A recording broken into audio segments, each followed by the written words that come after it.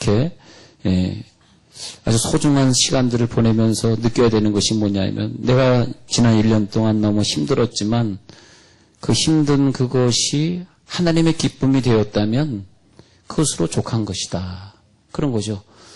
내가 바쁘게 살면서 내 주변의 일도 제대로 챙기지 못하고 산 인생 같은데 또 그것이 또 하나님의 기쁨이었다면 기쁜 것이고 또 내가 많이 아팠는데 1년 동안 내가 병석에 있었던 사람도 내가 병석에 있음으로써 당신이 기쁘시고 내가 변화된 것으로 당신이 기쁘시다면 기쁜 것이고 그러니까 나에게 병을 주는 요소든 나에게 시험을 주는 사탄이든 나를 힘들게 하던 사람이든 사탄의 문제, 질병의 문제, 물질의 문제, 사람의 문제가 아니더라고요. 그것은 하나님의 기쁨에 관한 문제더라고요. 하나님, 사탄이 나에게 시험을 줘서 그렇게 기쁘셨습니까? 내가 힘들어서 고생할 때 그것으로 나를 변화시키는 것으로 하나님 기쁘셨습니까?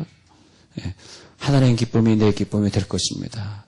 사실 이 고백은 다윗의 고백이 옳시다. 다윗은 하나님을 믿었다 그러지만 그 생에 편한 날은 하루도 없었어요. 왕이 되기 전부터 왕이 된 후에도 계속해서 특히 식구들 간의 고통이 제일 컸습니다. 여러분 가장 힘든 건 나에게 가장 가까운 사람이 나를 힘들게 하는 것이 제일 힘든 거죠. 그래서 자기의 장인이었던 사울왕이 자기를 죽이려고 했다든지 또 자기 아들인 압살롬 이름이 안 좋아요. 압살 맞아 죽을 놈 압살롬. 이름이 좋아야 되는데 다윗은요 자기의 사랑하던 아들이 자기를 배신했을 때 얼마나 마음이 아팠겠어요. 그래서 다윗의 생애는 한 번도 즐거운 일이 없었을 것 같아요. 그런데 어떻게 이렇게 시편 24편 같은 이런 영광의 시를 쓸 수 있겠는가? 다윗의 마음은 법궤가 24편 이제 법궤가 들어올 때 시인데 하나님 법궤가 들어옴으로써 기쁘시다면 난 기쁠 수 있습니다. 내 상황이 지금 도저히 기쁜 상황이 아니고 너무너무 어려운 상황이지만 법궤가 들어와서 기쁘시다면 난 기쁠 수 있습니다. 그것이 바로 끝까지 하나님을 사랑했던 첫사랑의 고백이 이어져가는 사람의 눈물이 아니겠는가. 그 눈물인 것 같습니다. 그래서 이 시편 24편 읽어드린 내용은 사무엘하 6장의 내용을 배경으로 기록된 것인데 정치적으로 많이 힘들고 어려울 때 한 7, 80년 정도로 예산되는 그 법궤가 길랏 여아림이라고 하는 곳에 방치되어 있었어요. 오랜 세월. 그런데 그 지역의 아비나답이라고 하는 사람의 집에 있는 그 법궤를 다윗이 그것을 가지고 예루살렘 성으로 옮겨놓는 상황이 벌어졌는데 그것도 그렇게 쉬운 상황은 아니에요. 아비나답의 아들 우사가 법궤가 흔들린다고 옮기는 과정 중에서 흔들린다고 잡았다가 하늘에서 불이 내려와가지고 우사가 직사해서 죽어버립니다. 그래서 그래가지고 다윗이 또 왜 내가 이렇게 좋은 일을 하려고 하는데 괜히 죄 없는 사람을 하나님이 또 죽이셔야 되는가. 그 하나님의 그 역사 속에서 우사가 그동안 법궤를 잘 관리하고 있더니 우사라고 하는 사람이 왜 여기서 죽어야 되는가. 그래가지고 다윗이 놀래가지고 야 안 되겠다. 법궤 아직 나한테 가져올 때가 아닌가 보다. 오베데돔이라는 사람 집에다 좀 저장해놔라. 그래서 오베데돔이라는 사람이 그 법궤를 가지고 있었는데 3개월을 법궤를 가지고 있는 동안 하나님의 그 집에 물질의 복을 엄청 많이 주셨습니다.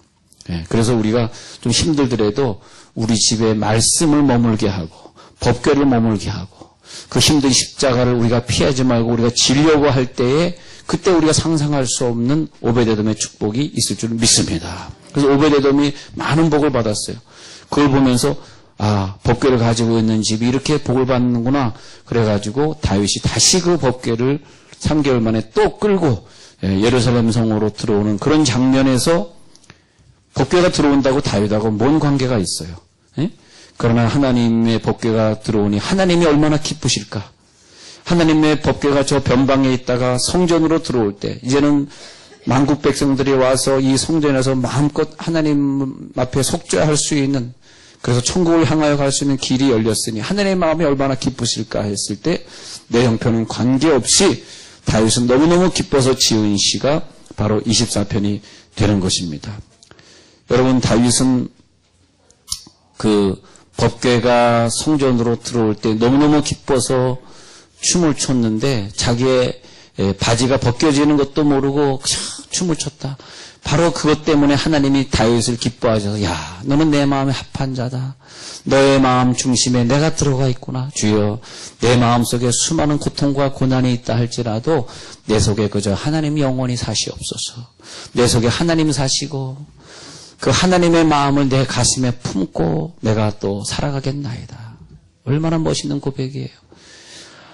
하나님의 기쁨 내 기쁨, 하나님의 뜻이 내 뜻이고 하나님의 아들을 잃어버린 고난, 그 고난 내 고난, 하나님이 살아가는 그 삶이, 하나님 원하시는 삶이 내 삶이 되고 저 사람들이 나를 바라보면서 하나님을 읽게 하시고 하나님의 삶을 나를 통하여 보게 하시고 나 지금 힘들지만 하나님의 법궤가 들어옴으로 기쁘시다면 아무것도 가진 것 없고 아무것도 이룬 것 없는 이 시간이지만 그저 하나님이 내 속에 법궤로 계신다면 나 기쁠 수 있습니다.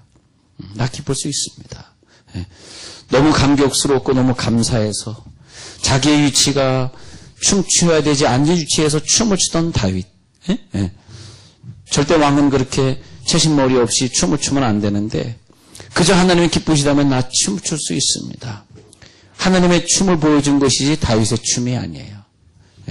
그랬더니 그 옆에서 그 아내가 다윗을 갖다가 비판합니다. 어떻게 왕이 신하들 앞에서 춤을 출 수 있겠는가? 아마 춤을 갖다가 바지가 벗겨지도록 춤을 췄으니 그러니까 하나님이 기뻐하신 거. 야, 내 마음. 근데 그걸 비판하니까 야, 너 왜 내 마음을 표현하고 있는 다윗을 비판하니? 하면서 너는 평생 아기를 못 가져. 해가지고 미갈이 아기를 못 가게 됐어요. 그거 보면 하나님의 마음을 표현하고 사는 것이 얼마나 중요한가. 오늘 그래서 24장에 이런 고백을 법궤가 들어오는 동안에 하고 있어요. 땅과 거기에 충만한 것과 세계와 그 가운데 사는 자들은 다 여호와의 것이로다. 법궤가 들어올 때 다윗이 시를 썼는데 하나님께 영광을 돌리면서 땅과 거기 충만한 것, 세계 가운데 사는 자 다 여호와의 것. 이래가지고 이 모든 만물과 인류는 다 하나님이 주인이다. 하나님이 조물주다. 하나님이 창조주다. 우리는 피조물에 불과하고 우리는 청지기의 사명을 지켜야 될 뿐이다. 그런 고백을 하고 있는 것입니다. 네. 우리는 그냥 청지기일 뿐이다. 그런 신앙의 고백. 천지를 창조하셨고 우리가 그 가운데 속해 있고 이 모든 권한은 다 하나님이 가지고 있어 라고 다윗이 제대로 하나님을 고백하고 있으니 하나님이 기뻐하시는 거죠. 여호와께서 그 터를 바다 위에 세우셨고 강들 위에 건설하셨고 여호와의 산에 오를 자 누구냐 그러면서 하나님은 모든 것을 창조하셨습니다. 네. 창조하셨는데 감사하게도 아무리 키가 크다 할지라도 3m 이상 되는 사람 없고 아무리 잘생겼다 할지라도 얼굴에 빛나는 사람 없고 아무리 많이 가졌다 할지라도 하루에 3번 먹으면 끼기고 네. 하나님이 다 우리를 똑같이 만드셨어요. 똑같이. 네? 똑같이 만드셨어요. 그래서 하나님이 우리들에게 야 너희들은 다 똑같아. 다 똑같아. 그러면서 내가 다시 올 때 너희들이 청직이니까 이런 일을 해라 해가지고 달란트를 남겨줬어요. 예, 어떤 사람에겐 5달란트, 한번 수학 공식을 한번 풀어보십시다. 예, 5달란트를 남겨줬더니 이 사람이 5을 남겼어요. 또 어떤 사람에겐 2를 줬는데 2달란트도 남겼어요.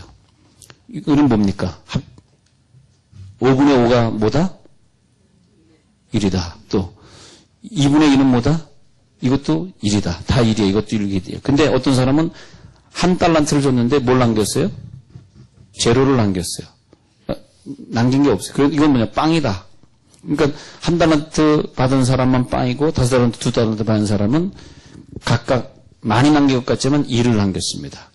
무슨 수학 공식이냐고요? 하늘의 공식. 하늘의 공식. 그렇게 되겠습니다. 그래서 이 1달란트 줬는데 그냥 땅속에 묻어뒀다가 다시 갖고 온 자에게 야, 넌 1년 동안 결산해 보니까 넌 너에게 이런 달란트를 주고 너에게 이런 재능을 줬는데 넌 아무것도 그거 가지고 하지 않았니? 하면서 이 악하고 게으른 종아, 악하고 게으른 종아 그렇게 말씀하신 것을 봅니다. 자, 우리들에게 주신 직분, 영광스러운 직분. 이 하늘나라 직분은 난 제일 영광스러운 것 같아요. 하늘나라의 직분. 우리가 어떤 교사를 맡았든지 간에 우리가 어떤 봉사의 직분을 맡았든지 간에 그냥 얼마나 귀합니까? 얼마나 귀해요. 근데 천사가 받을 수 없어요. 천사는 장로가 될 수 없고, 천사에게 누가 천사야 너에게 장로로 임명하노라 그런 사람이 있어요? 천사에게 너는 직분을 주는데 집 사러 주리라 그런 사람 그런 거 없어요. 천사는 우리를 부러워해. 천사도 흠모하는, 천사가 우리를 흠모하는데, 야, 너희들은 좋겠다. 집사 직분 받고, 부장 직분 받고, 어떤 차장 직분, 회장 직분, 부회장 직분, 오늘 또 총회를 한다니까 너희는 좋겠다. 총무가 되어지고, 나도 총무 시켜줘. 안 돼! 천사는 총무가 될 수 없어! 왜 거기서 소리 지르니? 중요한 때도 하는데 내 맘이야! 천사가 사람을 부러워해요. 사람만이 상급을 바라보고 살 수 있고, 걔네들은 상급이 없어. 성도가 될 수 없어. 그저 천사는 뭐냐 하니까 구원받은 자들을 위해서 종으로 살아야 된다고 성경은 히브리서 1장 14절에서 말하고 있습니다. 그냥 구원받은 자를 위해서 종일 뿐이고, 우리는 상급을 향해 가는 것이고.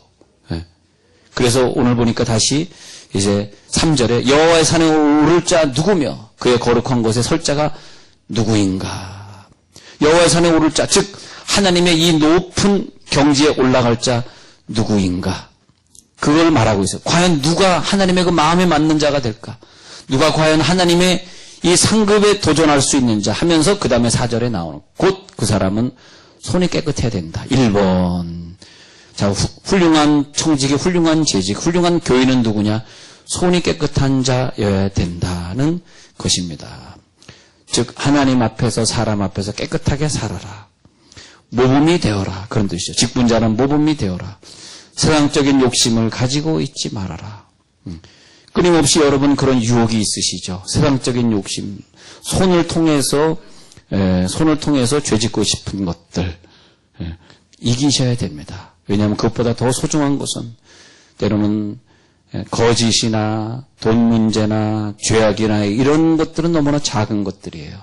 우리들은 하나님 앞에 귀한 사명을 받은 자들.